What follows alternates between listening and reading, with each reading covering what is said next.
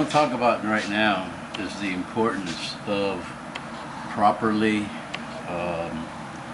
lightening and balancing and clearancing all the work that goes into preparing a rotor for racing application or extreme application, high boost, whatever. Obviously, the longer the engine, like the 3 and the 4 rotors, the 4 rotors in particular, the less forgiving it is, meaning that it's got to be that much better. You should have the best possible quality in everything that you do, but if you're building a 4-rotor engine in particular, every piece has to be at its maximum potential. As you can see here, this rotor has already been clearanced.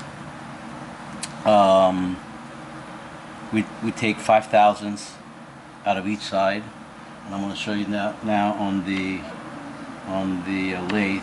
And this is a relatively brand new high compression rotor, but some rotors, especially some of the older ones that have been, they're still in excellent shape, but that have been used on engines, sometimes they warp. So it's really critical to true them up so that you get even performance all the way around. Another function that is absolutely important and is overseen by everybody is to, once you clearance the rotor, is to also machine the gear below the wall, so that if you ever spin a bearing or something, whenever you have a gear, it always tries to climb on the pinion gear. This time the pinion gear being the stationary. So you don't want the rotor to slam up against your side housing and destroy it, especially if you have expensive side housings or properly ported or aluminum side housings or whatever. So it's really critical to get the gear ground and below the wall in order to save the gear from smashing against the side housing. We've clearanced this rotor at this point and also cut the arcs so we can go ahead and finish lightening it. But this is an operation in itself that's very critical to actual lightening of the rotor. I'm gonna move on now to the lathe and point this out so that people can actually see that a lot of the work that you guys are getting out there, very fancy. Some of the guys that are doing CNC work on lightning rotors and putting people's names on it, very beautiful work. But beauty is not performance. If you are looking for a piece of art or paperweight to put on a desk, that's fantastic.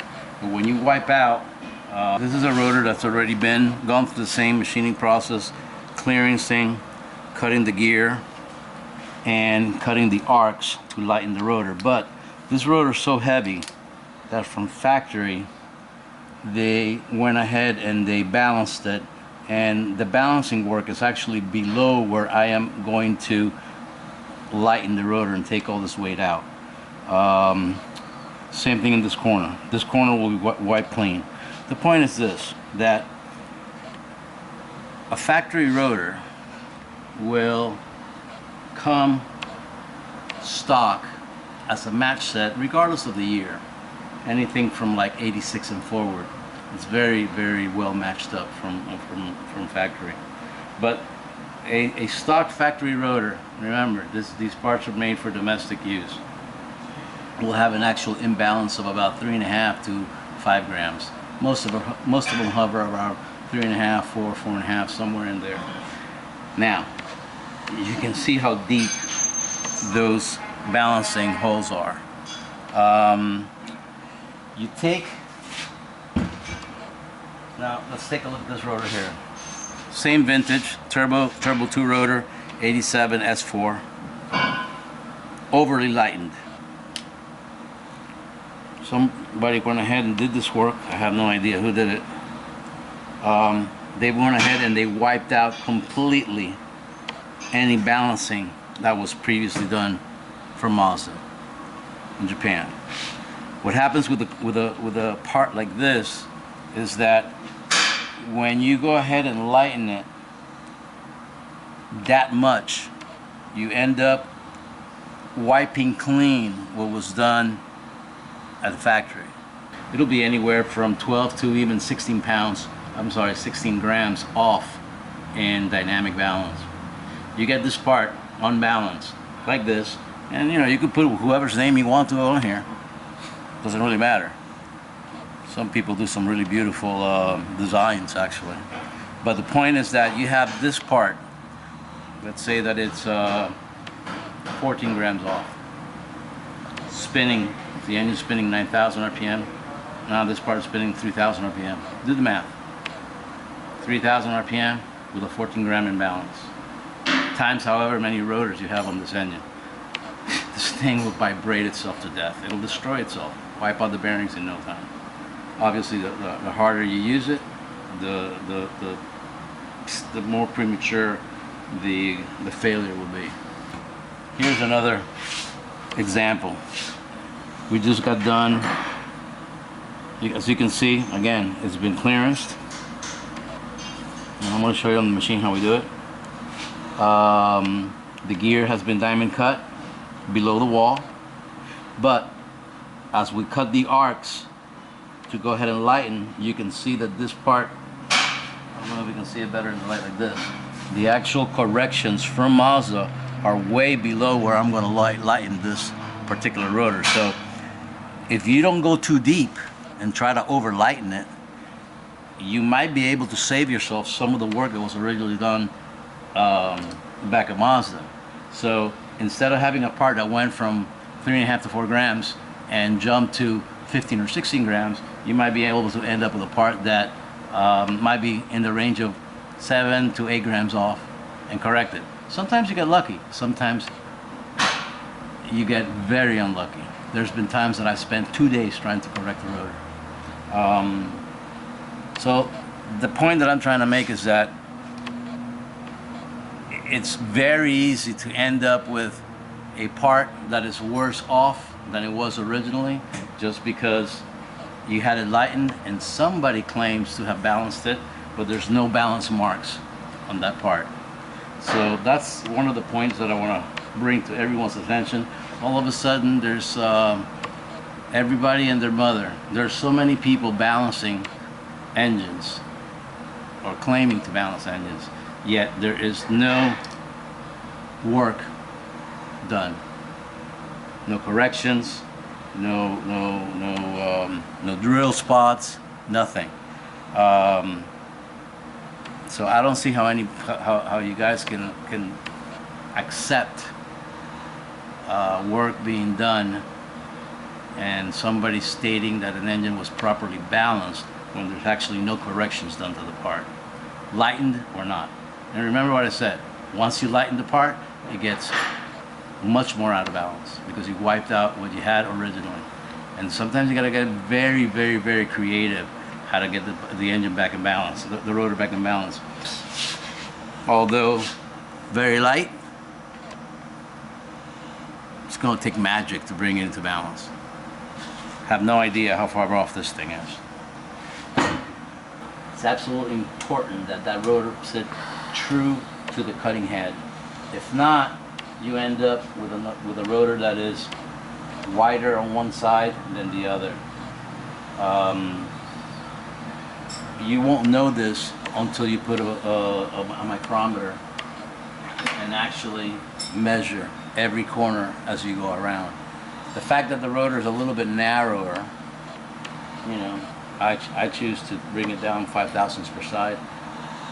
Some people do less, some people do more.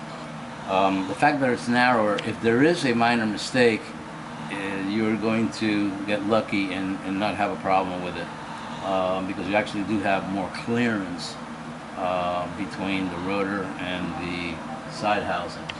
But if somebody's going to spend the money to get this type of modification done, you should get your money's worth. You should get a part that is correct. An old part like this can actually be warped. It's important to zero it and get it dead perfect to your cutter, dead perpendicular to your cutter, because when you flip this part around, If it's not, if you're off by 1/1000ths here and you flip it around, when you start cutting on this side, now you're going to be off by 2 or 3/1000ths. So you're going to end up with a rotor that's actually like this. Okay? 0 every time. Next corner.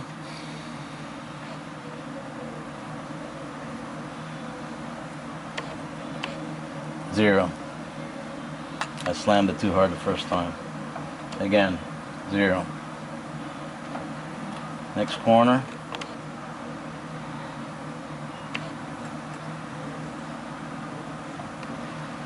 0.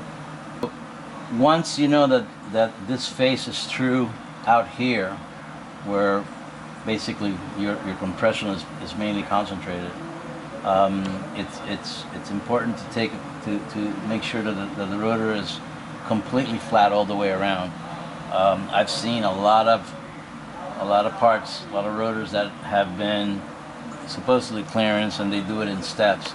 Well, that makes absolutely no sense, because again, if you wipe out a bearing, the rotor gear is going to climb the stationary gear, and it's going to slam against the side housing, and that's exactly what you want to prevent.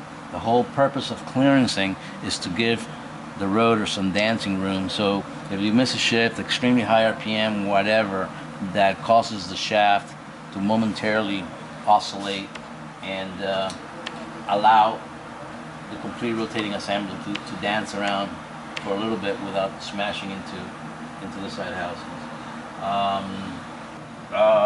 I always cut the website first. I like the gear on the inside because to me that's the more important side. And once I turn it around and correct for the other side, then I have the gear already sticking out, the rotor properly chucked, and that way we can precision grind the gear.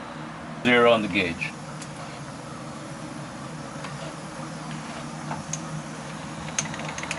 Now we go to the land.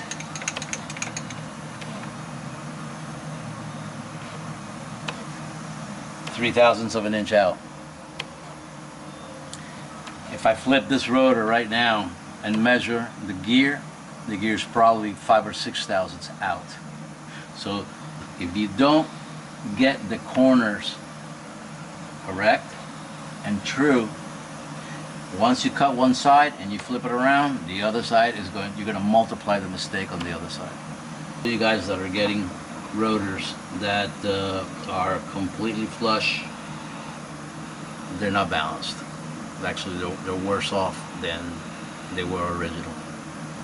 Make the corrections necessary to the rotor to get it dead true, absolutely true. Then take a straight cut flat. Then once we flip it around, we know that this part is true, the chucks, the jaws are true, and then we can go ahead and do the other side, and then end up with a part that is absolutely dead true.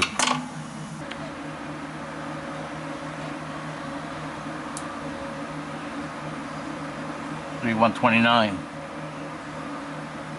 Grab a different corner.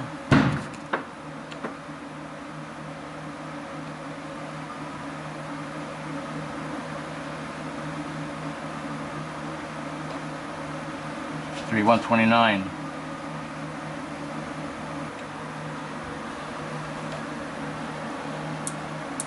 It's a little bit narrower because this is going to be a very high RPM motor. 120. This is actually going on a 4-rotor engine.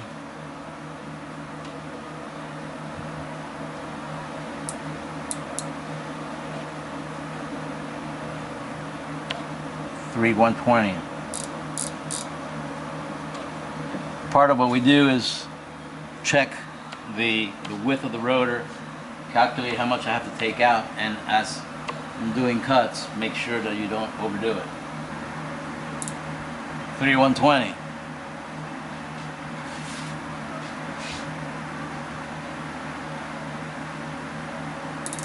.120. So that basically shows you that the machining process, both in clearancing,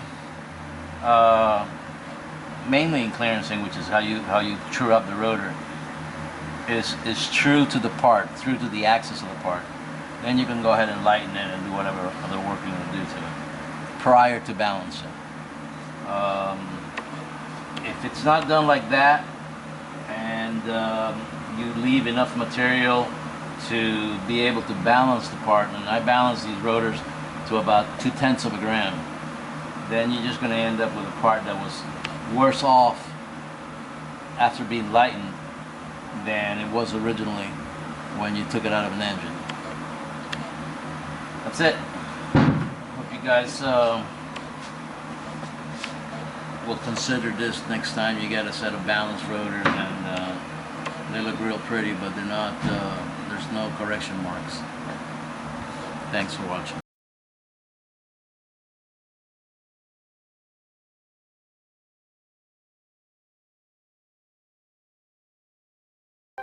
This is a video of a rotating assembly. This is a, without stopping the camera, this is a rotor going on a 6.5 second drag race, pro drag racing car, 220 miles an hour.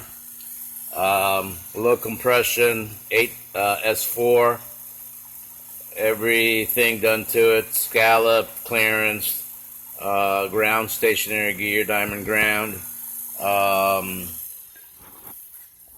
Without stopping the camera, there we go. Those are the results. 0.06 grams on the webbing side, the hollow side, 0.07 grams on the gear side. This is flawless balancing. You can't get anything better than this. For you guys that don't know any better, this is what professional balancing is about. Lightening, hollowing the inside of the rotor. It's really hard to see here. I really don't have any lighting to show the webbing, how it's been taken out. But anyway, see right there, this rotor was 3.5 grams off of that corner, and we had to take a lot of it out. It's been scalloped, it's been clearance for rotor housing clearance, high boost, high RPM. On the gear side, let me get some light over here. A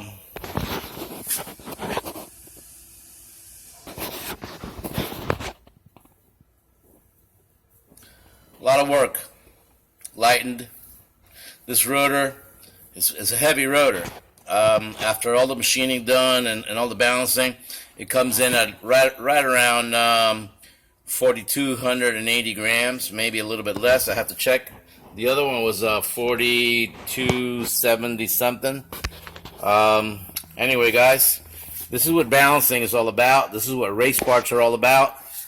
We'll spin it one more time, show you guys what real balancing is about. Then I'm going to show you a rotor that was supposed to be balanced by one of the other race shops out of the country. Supposed to be one of the major suppliers to the drag racing industry, and the rotor was nearly 20 grams out of balance.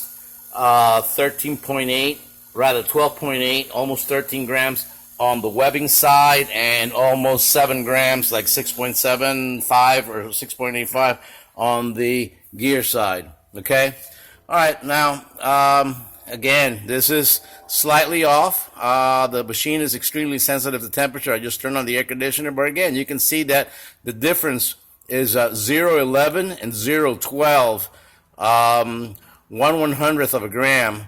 And if I was to spin it again, which I will, the numbers will come right back down again. This is just a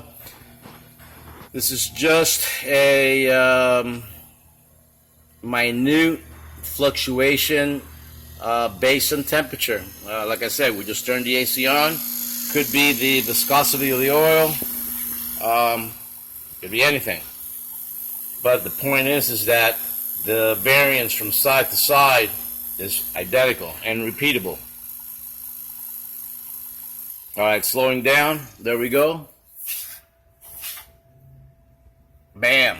exactly what we had before, 008, 009. So you guys can see the repeatability of what a racing part is all about. Now, I am going to grab a rotor that was brought to me by this customer. This is disgusting, for a lack of a better word. Now, a lot of you guys have seen this type of work. It is absolutely beautiful. This is jewelry. This is not race parts, okay? But there is no machine work, or rather, there's no balancing. There's no corrections in this rotor, either side. And this car went 640 at nearly 220 miles an hour with this crap. You guys are getting ripped off, okay? Absolutely ripped off. Some of these people that are claiming to do balancing are putting their emblems right here. I've seen several shops, they put their emblems. I've actually seen them put the customers, or rather the subcontractors' name. One very famous guy that's been on the net constantly lately, they put the shop's name on the corners where the rebuild was done. Guys, this is crap, okay? These S5 third gen rotors are also crap. Take a look at this. All right, not that corner. Look at this. This is implosion. If you guys don't know what that means, is that the rotor is so thin it can't take the heat, and consequently, the boost pressure knocks it down.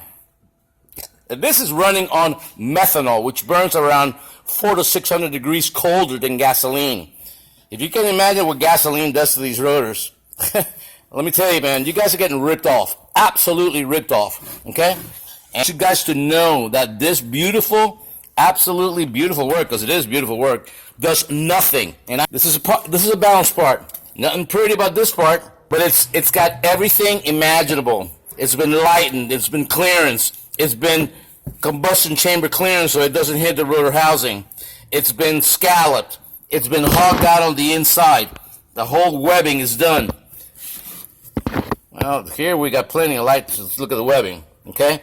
This rotor was heavy on this side. Coincides with the fact that even after lightening it, there was still a hole, a balancing hole from the factory, from Mazda. Okay? It required a lot of work, but this is the end product, okay? Here's another one. This is going to a very famous doctor that is out of California, professional racer, rotary racer for ages, okay? High compression, S5, lightened, all the bells and whistles, the inside webbing taken out, okay? Here's another one. I can't say this enough. This is what balancing is all about, guys. This is not pretty. This is not jewelry. This is not bling. This is bling.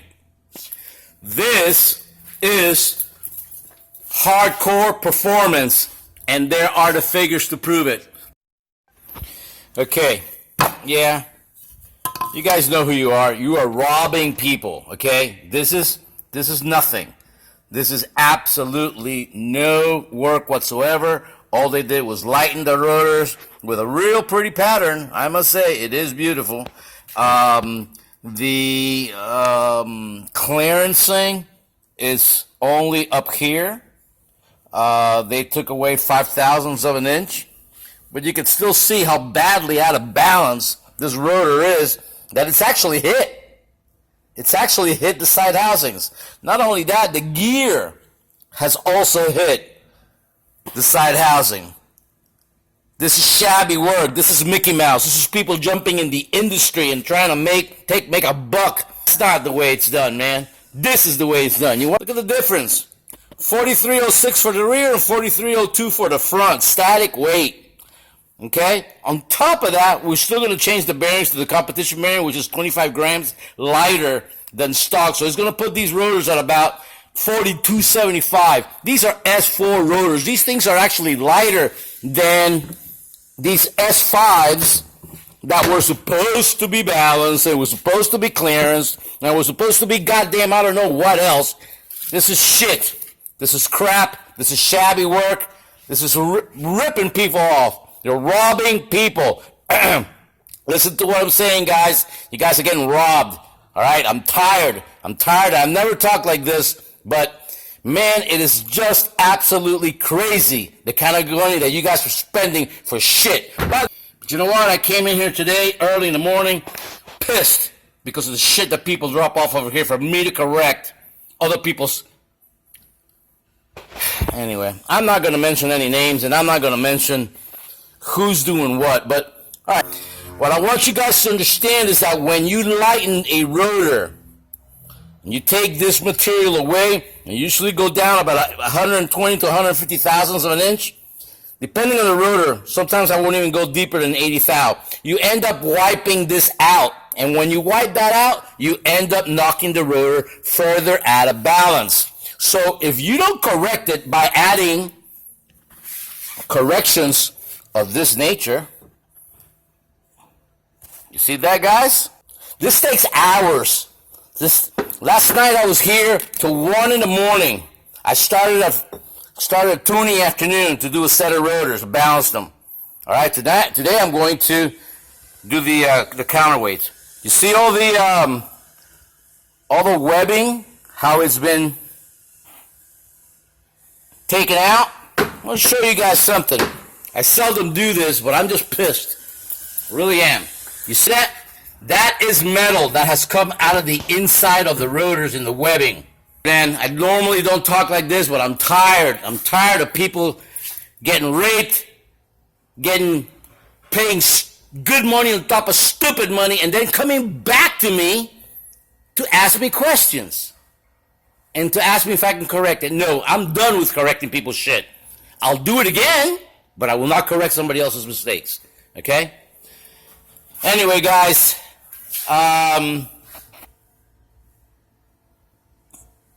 just wanted to bring it to your attention.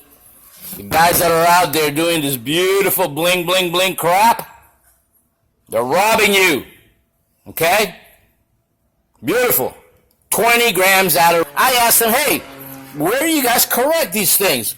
And this guy had the audacity to tell me that they did it on the inside. Well, you know what? You can't get anything on the inside. You can't get a tool on the inside. Not only that, that has not been touched.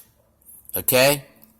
Has not been touched by a grinding tool, by a finger, by a Q-tip, by nothing. Guys, wake up!